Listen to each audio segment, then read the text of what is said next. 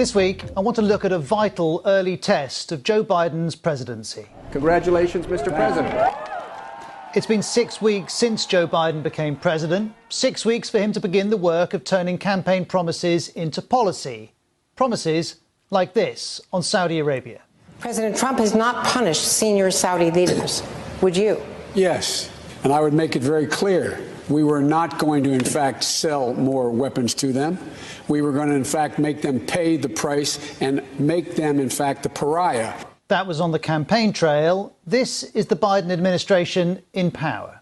We are very focused on future conduct, and that is part of why we have cast this, not as a rupture, but a recalibration. I want to look at how this complex bond between the US and Saudi Arabia won't easily be broken, regardless of who's in the White House. Here's the official explanation. Our objective is to recalibrate the relationship, prevent this from ever happening again, and find ways, as there are still, to work together with Saudi leadership while still making clear where we feel action is unacceptable. That may be the objective, but others are suggesting there's an evergreen rule of politics at play here. Really easy to preen and promise that you're going to do very tough things when there's nothing you can do.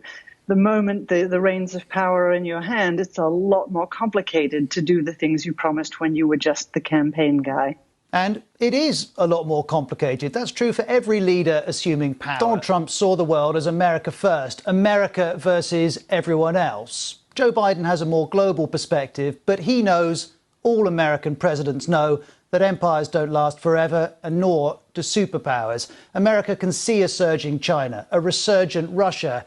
And if you listen to this commentator, that means decisions that are both unpalatable and inevitable. The reality is you'd rather have a flawed and perhaps even deeply flawed ally than an adversary in this era of new power and big power competition, where Saudi Arabia might depend more on China, more on Russia for its arms deliveries, for its economic strength. And that is why the US won't walk away. It didn't after a number of Saudis were involved in the 9/11 attacks in 2001. It hasn't after the Khashoggi murder.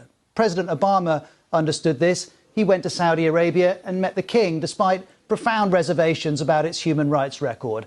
A dancing President Trump understood this. He made Saudi Arabia his first foreign trip.